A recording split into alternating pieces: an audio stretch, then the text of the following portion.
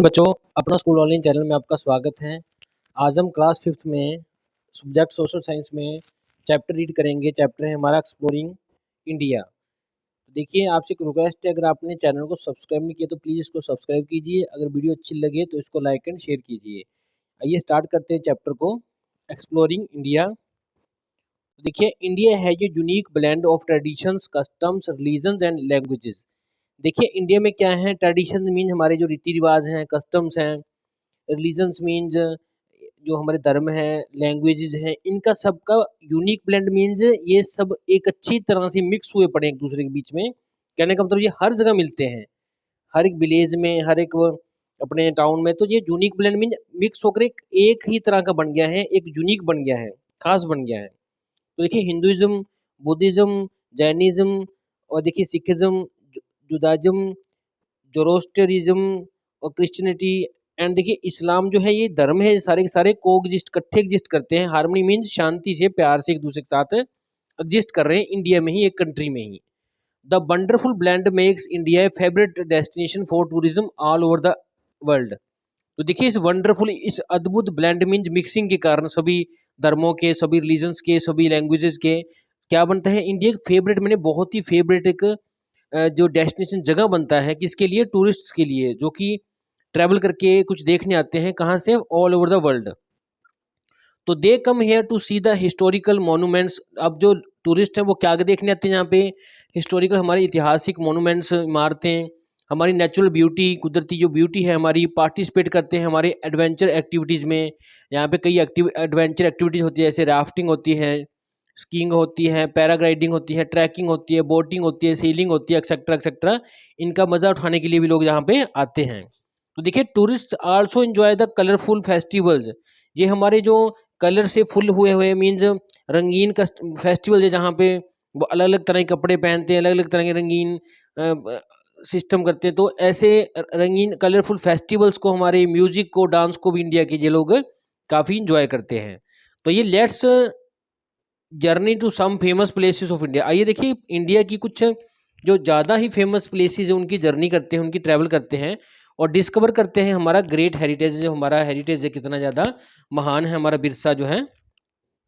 तो बात करते हैं पहले विजिट टू आगरा। देखिए, Agra is located in the north India state of Uttar Pradesh. देखिए, उत्तर प्रदेश में, ये देखिए नॉर्थ इंडिया, मतलब कि नॉर्थ इंडिया की तरफ, उत्तर भारत की तरफ, उत्तर प्रदेश में क्या है, आगरा नाम की जगह है।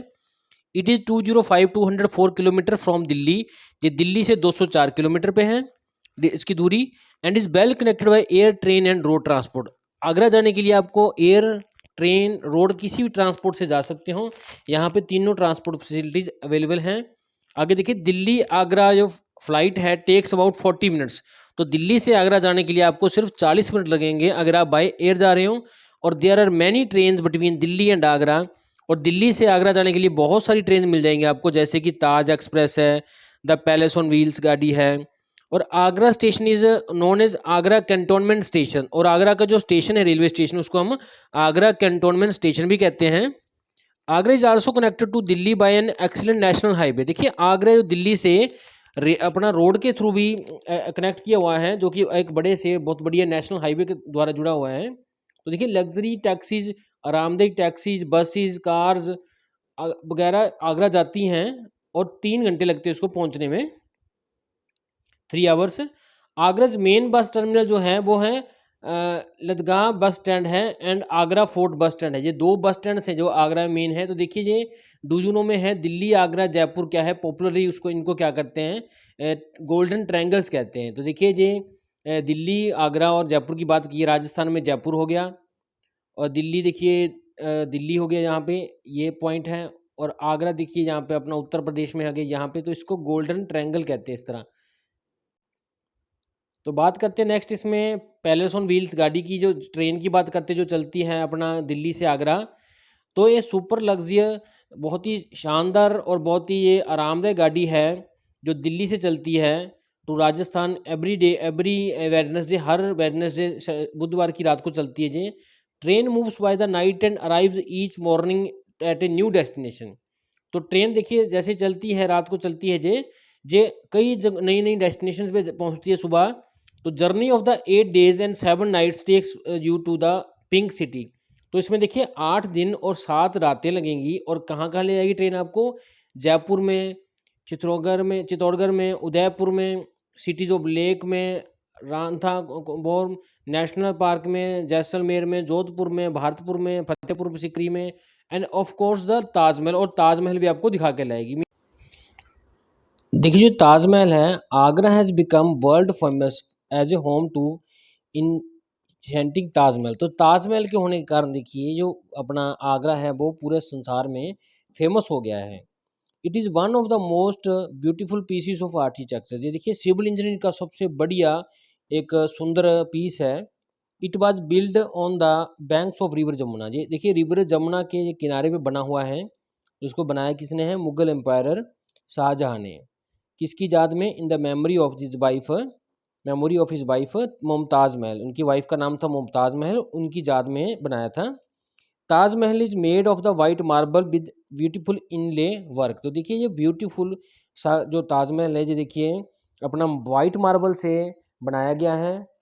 It has beautiful gardens in the four front. इसके आगे देखिए एक बहुत ही ब्यूटीफुल सा, जैसे पिक्चर में देख रहे हैं, एक बहुत ही सुंदर सा गार्डन है। नेक्स्ट चलते हैं डू यू नो में।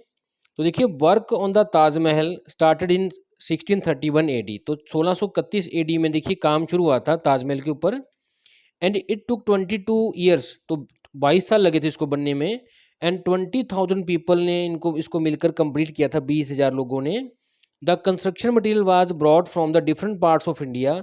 तो जिसकी में जो सामान यूज किया गया है वो इंडिया के कई पार्ट से, चाइना से, तिब्बत से, श्रीलंका से और अरेबिया से लाया गया था इसको बनाने के लिए। नेक्स्ट बात करते हैं आगरा फोर्ट की। The famous Agra fort lies 2 kilometre away from Taj Mahal. तो ताजमहल से मात्र 2 किलोमीटर की दूरी पे एक बहुत ही फेमस आगरा फोर्ट है। The construction of the fort was started by Akbar. इसकी जो कंस्ट्रक्शन थी, इसको जो बनाने का काम था वो अकबर ने शुरू किया था। And was completed during the Shah Jahan period. लेकिन इसको जो कंप्लीट किया गया था वो शाहजहां के समय पे हुआ था। The two main entrances of the fort are called Delhi gate and Amar Singh gate. तो इसके देखिए दो गेट हैं जो कि फेमस गेट हैं, एक का नाम है दिल्ली गेट और दूसरे का नाम है Amar Singh gate.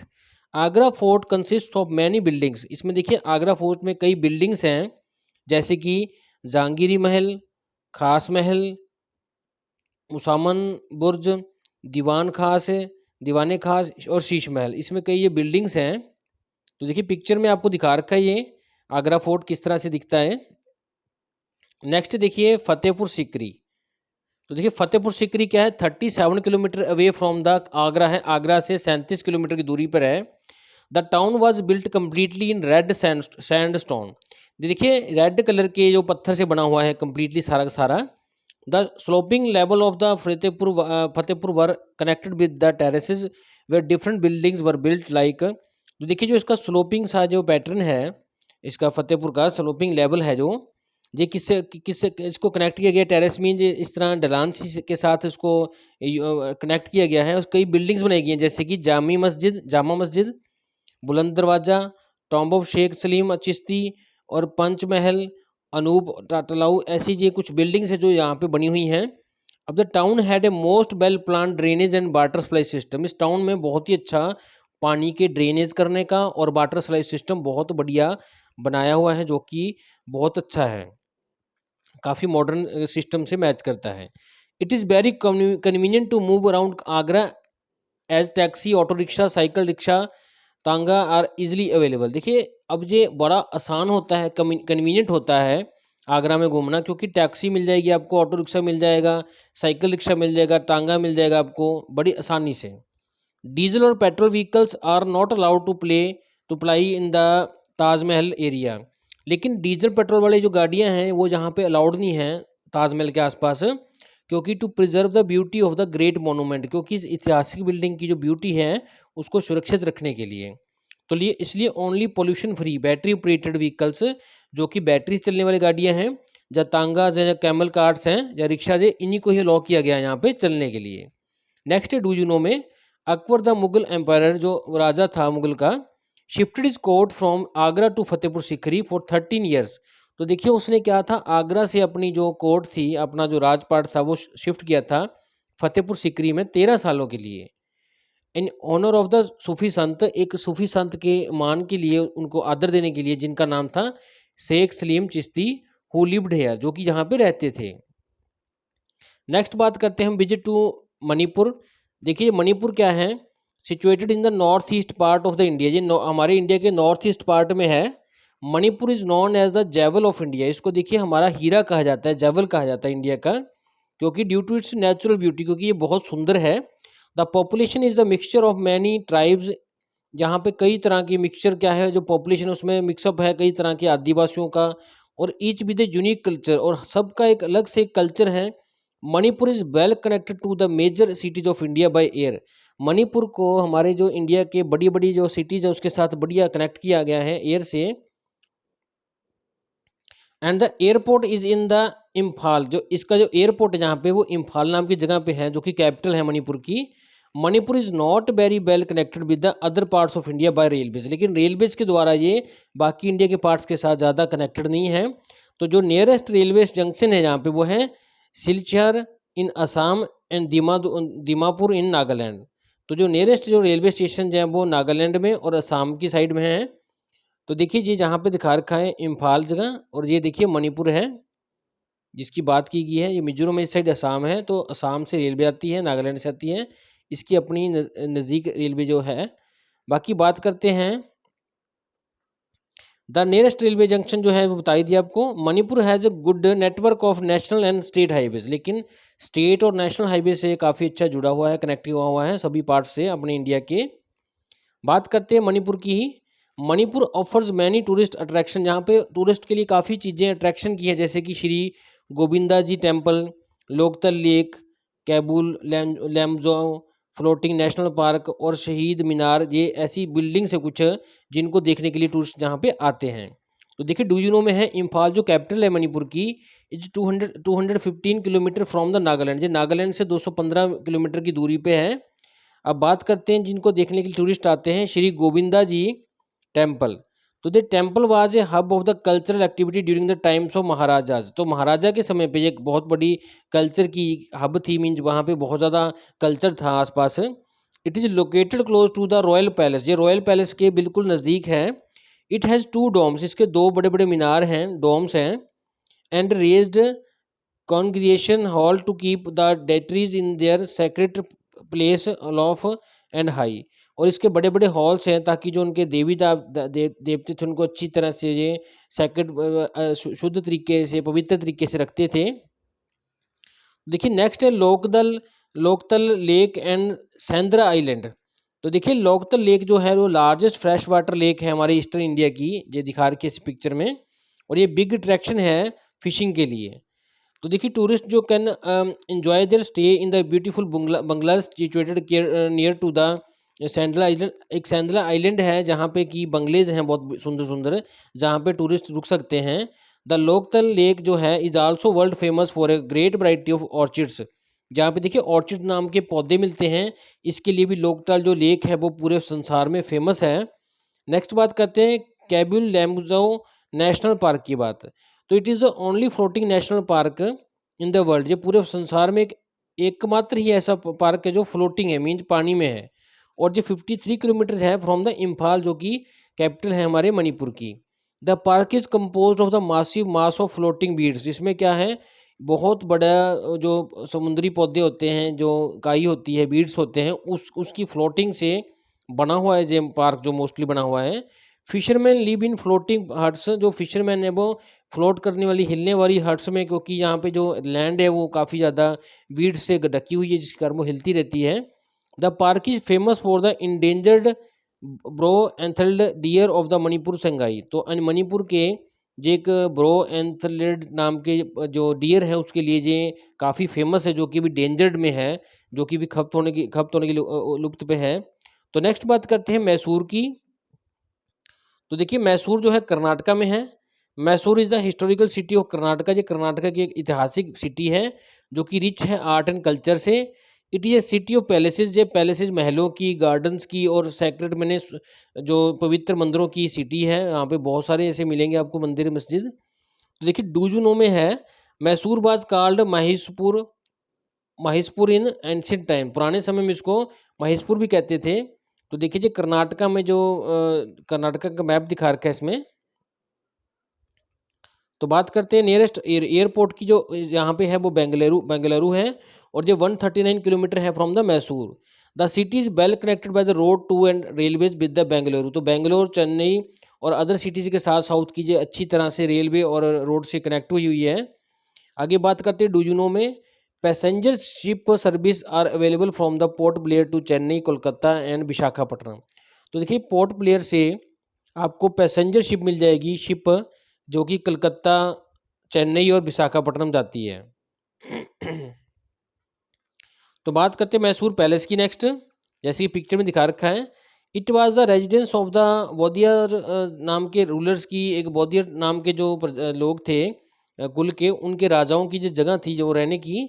The palace is now A museum आज की डेट में, लेकिन ये म्यूजियम है। एंड जहाँ पे ग्रेट ट्रेजर्स हैं, बहुत ज़्यादा खजाना है किसका, पेंटिंग्स का, ज्वेलरी का, रॉयल कस्टम्स का, पुराने राजाओं के कस्टम्स का और उसके आइटम्स का। द गोल्डन रॉयल एलिफेंट जो है थ्रोन जो गद्दी थी, राजगद्दी थी, जो कि गोल्डन रॉयल नाम के एलिफेंट से के नाम से जानी जाती है, गद्दी राजगद्दी हाथी की शेप में है। एंड दरबार हॉल एंड द कल्याण मंडप जो है वेडिंग के लिए, वो यहाँ की मेन अट्रैक्शन है जो कि देखने के लिए लोग काफ़ी आते हैं। तो बात करते हैं डुजुनो में। मैसूर पैलेस जो है इसका यूनिक यूनिक क्या है, इसमें एक फ्रेंच क्लॉक है। एवरी आवर, हर घंटे बाद a parade by the miniature soldiers is displayed. छोटे छोटे सोल्जर्स यहाँ पे परेड करते हैं वॉच उसमें। And beating drums by the soldiers mark the seconds and बगल मार्क द मिनट्स। तो देखिए जो सोल्जर्स हैं वो ड्रम को स्ट्राइक करके क्या सेकंड शो करते हैं और बगल से क्या मिनट्स का पता लगता है। तो जो रॉयल एलिफेंट थॉर्न है, जो गद्दी है जो रॉयल एलिफेंट से के नाम से जानी जाती है, उसमें 84 किलोग्राम की है वो, और वो सारी की सारी क्या है 24 कैरेट गोल्ड की बनी हुई है। मीन्स बहुत ही ज़्यादा कॉस्टली होगी। नेक्स्ट बात करते हैं वृंदावन गार्डन की। The famous garden is located on the terrace of the Krishna Raj Sagar dam. ये कृष्णा राज सागर डैम जो मैसूर में है उसके ऊपर बना हुआ है, जो कि कावेरी नदी पे है। इट वॉज बिल्ट इन 1932, जे 1932 में बनाया गया था कृष्ण राजा द्वारा, जो कि बौदियार के फैमिली के किंग थे, फोर्थ किंग थे, जो कि ग्रेट लवर थे गार्डन्स के, जिनको गार्डन से बहुत प्रेम था। द म्यूजिशियन जो fountains are the special attraction. यहाँ पे देखिए म्यूजिक के साथ फाउंटेन्स चलते हैं, जो कि बहुत ज़्यादा अट्रैक्शन का एक सोर्स रहे हैं लोगों के लिए, जो कि वंडरफुल हार्मनी दिखाते हैं वाटर की, आपस में कलर्स की और म्यूजिक की। हर इवनिंग यहाँ पे ये शावर्स चलाए जाते हैं, लोग देखने आते हैं। नेक्स्ट है प्रिजर्विंग अवर हेरिटेज। हमारा जो सभ्यता है इसको बचाने की बात करते हैं, जो हमारा ये विरसा है। The whole of the India is a home to the great treasure in the form of historical monuments and natural beauty. तो जो हमारा इंडिया है वो होम है किस चीज़ का, ग्रेट ट्रेजर का, बहुत बड़े खजाने का, जो किस रूप में है वो, जो कि हिस्टोरिकल मोनूमेंट्स की और नेचुरल कुदरती सुंदरता के रूप में है। They must be preserve to tell the tales of our glorious past to our future generation. हम इन सबको क्या है अपने इस खजाने को बचा के रखना चाहिए, ताकि इसकी कहानियाँ, इसके बारे में हमारी जो फ्यूचर जनरेशन है वो भी जान सके। Our neglect has already destroyed some beautiful examples of our heritage. लेकिन हमारी नेग्लेक्ट करने से, हमारा ध्यान ना देने के कारण कई हमारी ऐसी ब्यूटीज खत्म हो चुकी हैं। However serious efforts are now being made to restore their beauty. लेकिन अब उनको बचाने के लिए काफ़ी सीरियस काफ़ी दिल से एफर्ट्स की जा रही हैं। It is the responsibility of each and every person. ये देखिए हर पर्सन की हमारी रिस्पॉन्सिबिलिटी है to look after these places of Indian culture heritage. हमारे की ये इंडिया की जो कल्चर की जो निशानियां हैं इनको हमने बचाना है। And not to disfigure them, इनको ख़राब नहीं करना है। Monuments have no voice. Monuments में देखिए कोई आवाज़ नहीं है, so you must speak out of them. तो इसलिए इनके लिए आपको ही बोलना है, ये खुद नहीं बोलेंगे आपको कि हमें बचाओ। तो डूजुनो में है देखिए हेरिटेज 3 तरह की होती है। नेचुरल जो नेचुरली है, बिल्ट अप जो किसी बिल्डिंग के कारण बनी हुई, लिविंग किसी लिविंग रहने के कारण है। तो हेरिटेज 3 तरह की हो सकती है। नेक्स्ट बात करते हैं, we must take a lesson from the Poland in the preserving history. तो प्रिजर्वेशन हिस्ट्री में देखिए हम पोलैंड की एग्जांपल ले सकते हैं, इससे एक लेसन सीख सकते हैं। देखिए इन वारसा नेशनल म्यूजियम पोलैंड, पोलैंड के वारसा नाम के नेशनल म्यूजियम में 3 photographs hang side by side. 3 photographs टांगी हुई है साथ साथ में। द कैप्शन बिलो देम से, उनके नीचे क्या लिखा गया है, वारसा 1939 1939 में वारसा कैसा था और वारसा 1945 में कैसा है और वारसा टुडे कैसा है। तो first and the last picture क्या था, ऑलमोस्ट आइडेंटिकल है, पहली और लास्ट पिक्चर सेम सी है। The photograph in the centre क्या शो करती है कि डिवास्टेटिंग, कि वारसा को एक समय पे क्या है, सेकेंड वर्ल्ड वार के टाइम पे उसको थोड़ा सा नुकसान पहुंचा था। The Polish people despite not having many resources, उनके पास देखिए काफ़ी रिसोर्सेज तो नहीं है लविंगली, लेकिन फिर भी उन्होंने रिबिल्ड किया सिटी को दोबारा से exactly as it was before the war. तो उन्होंने वैसा का वैसे ही इसको बना दिया था जैसे कि जो वार के लड़ाई से पहले था। तो मीन्स वहाँ पे 3 पेंटिंग्स हैं, 3 पेंटिंग में से एक में दिखाया है कि 1939 में कैसा था वारसा नेशनल म्यूजियम, और 1945 में कैसा, तो अब कैसा है। तो 1945 में वो वार के कारण काफ़ी नुकसान हो गया था उस म्यूजियम को, लेकिन लोगों ने फिर भी उसको ठीक किया ताकि वो हेरिटेज बना रहे उनके देश का। तो हमें इससे कुछ सीखना चाहिए। Thanks for watching this video.